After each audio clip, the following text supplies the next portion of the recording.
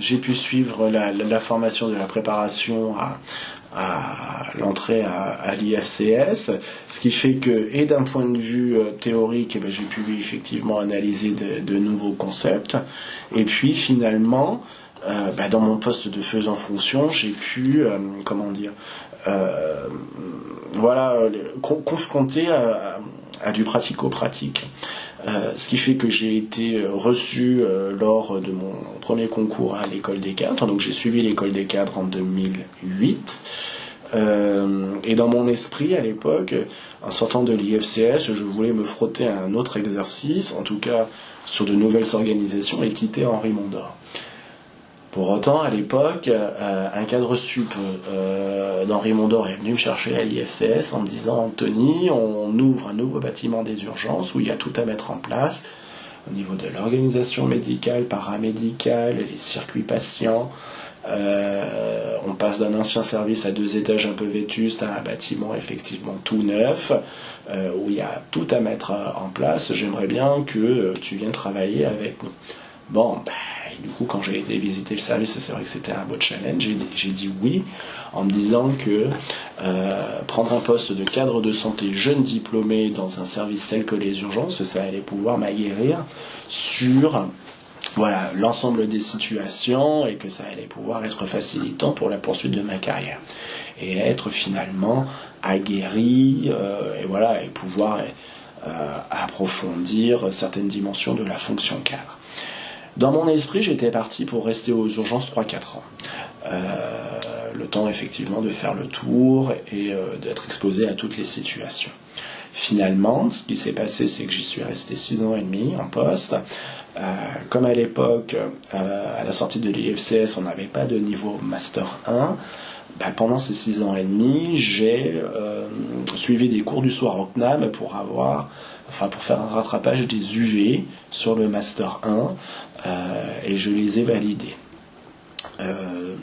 Et de fait, en ayant une équivalence de Master 1, ça m'a gentiment encheminé vers l'acquisition d'un Master 2. Donc j'ai suivi un Master 2 en alternance au CNAM, donc Conseil en organisation et conduite du changement, toujours sur ma période où effectivement j'étais cadre aux urgences.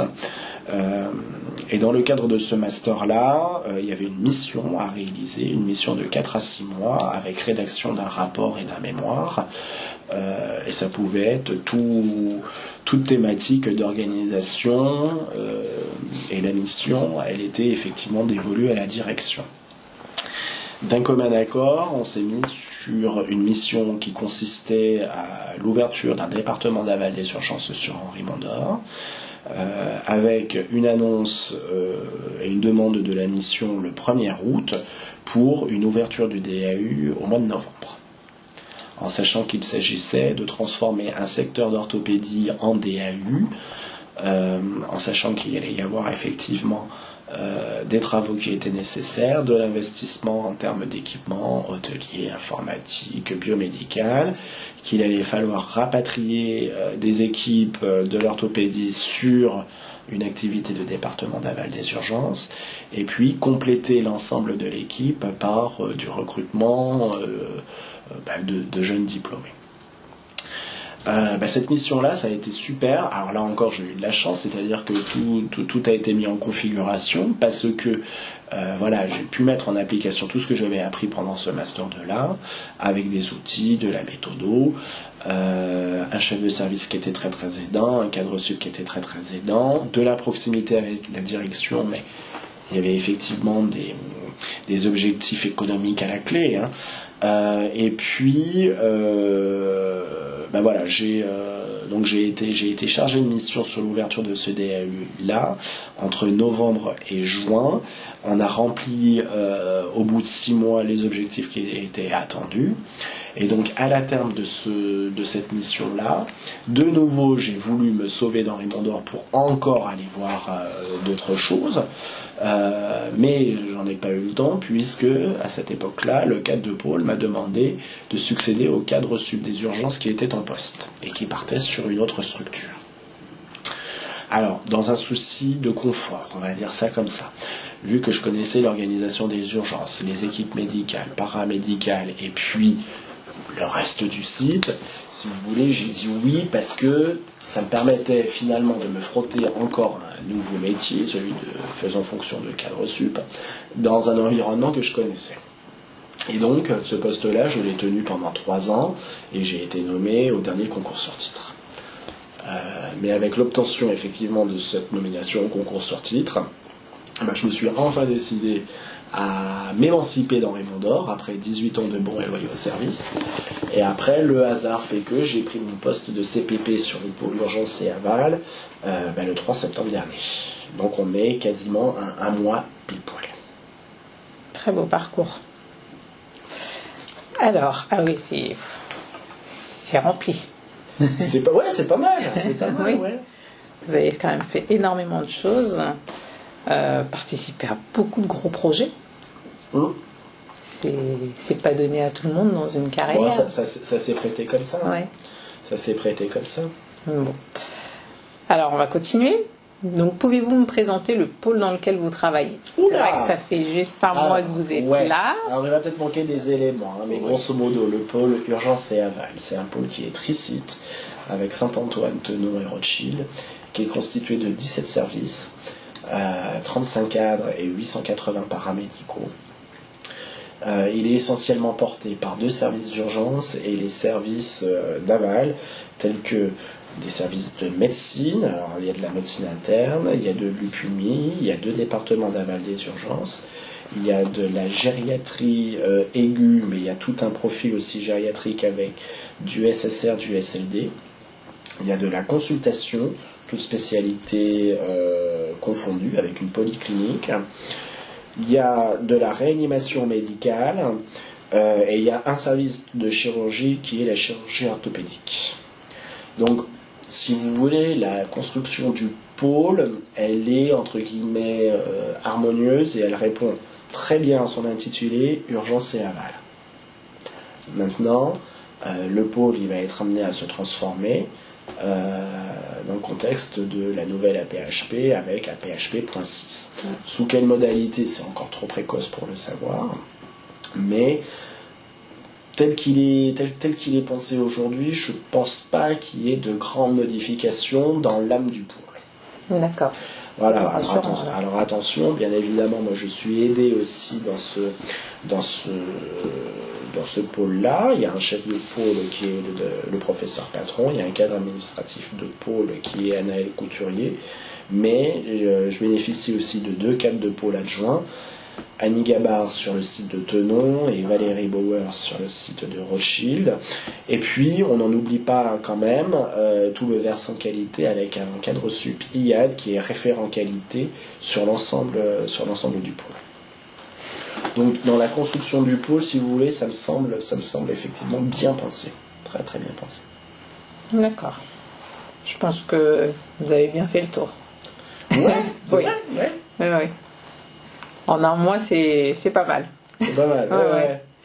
Alors, qu'attendez-vous d'un cadre paramédical qui travaille sur votre pôle? Alors, j'ai dû réfléchir à ça parce que on va avoir un mouvement cadre à venir là dans les mois et j'ai dû réactualiser une fiche de poste. À la lecture de cette fiche de poste, on pourrait penser que le cadre de santé il doit avoir plein de qualités professionnelles et en fait cette fiche de poste elle est pleine de gros mots mais ou alors de mots qui peuvent effectivement prêter à interprétation, mais pour autant je vous en fais lecture. Alors dans ces activités il y a des missions générales et puis il y a des missions spécifiques.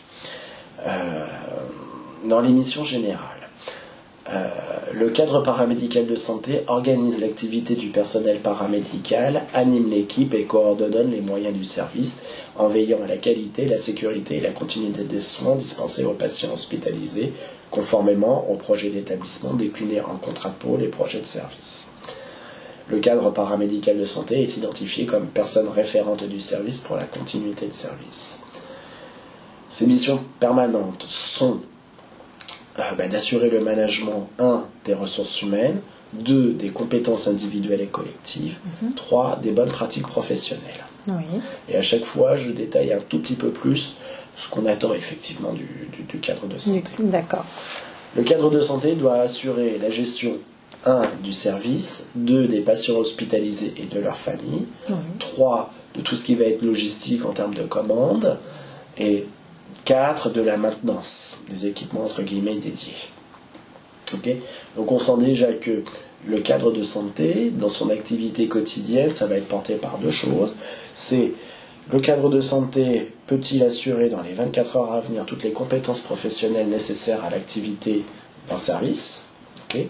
Alors ça peut être effectivement en termes de chiffres. Est-ce que j'ai suffisamment de personnes pour pouvoir tenir la boutique jusqu'à demain? Mais au-delà de ces chiffres, dedans, est-ce que j'ai les compétences professionnelles pour pouvoir assurer l'activité du service? Et deuxième chose, ça va être, est-ce que l'équipe, avec ses forces allouées, est-ce que l'équipe est en capacité de pouvoir travailler avec des équipements et de la logistique pérenne? Donc ça va être la mission du cadre de santé. C'est, est-ce que j'ai les ressources nécessaires, les ressources humaines pour pouvoir effectivement assurer la qualité et la sécurité des soins, versus est-ce que les équipes ont tout ce qu'il faut pour pouvoir effectivement mener leur mission à bien. Okay. Ça, c'est du quotidien. Après, un peu plus en filigrane, c'est animer et accompagner l'équipe paramédicale dans la mise en œuvre et le suivi de projets. On est sur un terrain qui est effectivement mouvant. Alors ça se traduit par de l'organisation de service, qu'est-ce qu'il faut transformer, et dans le bon sens, bien évidemment, il ne s'agit pas de détricoter ce qui fonctionne bien et puis de absolument pas solutionner ce qui va mal, mais toujours aller effectivement dans le bon sens. Le cadre, il doit, c'est un passeur de transmission des informations. Alors des informations, qu'elles soient positives ou négatives. Alors en l'occurrence, le cadre, il a un rôle de traducteur des réformes. On est dans un contexte où ça bouge énormément, et le cadre, en fonction de la situation qu'il a comprise, il doit, avec ses propres mots, les dispenser aux équipes. Donc il doit à la fois montrer aux équipes où est-ce qu'on va et comment on y va, et surtout expliquer pourquoi on y va. Alors après, il n'y a pas de recette de cuisine toute faite, c'est-à-dire que le cadre, il va faire ça avec ses mots à lui, en étant effectivement très authentique. Il va pouvoir partager des inquiétudes avec les équipes, mais il doit en même temps aussi les réassurer. Il doit réussir à emmener les équipes là où elles ne veulent pas aller, parce que c'est ce qu'on attend de lui au-dessus, par exemple. Il doit faire un focus sur la gestion des risques, et ça aussi, on en a tous les jours, que ce soit des événements indésirables, alors qu'ils soient mineurs, moyens, majeurs ou catastrophiques. Voilà. Qu'est-ce qui fait que le cadre va appuyer sur le déclencheur pour finalement solutionner tous les petits Osiris, entre guillemets, qui sont mineurs, mais qui polluent les équipes tous les jours, du 1er janvier au 31 décembre. Et pas se focaliser sur l'arbre qui cache la forêt. Et donc ça, il y a une construction autour de la mise en place de projets, mais on sait très bien que les résolutions de problématiques, ça vient essentiellement des équipes pour qu'ils adhèrent. Donc en fait, le rôle du cadre, ça va être d'identifier les problématiques, de faire prendre conscience aux équipes de ces problématiques, et d'être à l'affût des résolutions qui peuvent être mises en place, et en bonne intelligence entre soignants, médicaux, encadrants et administratifs.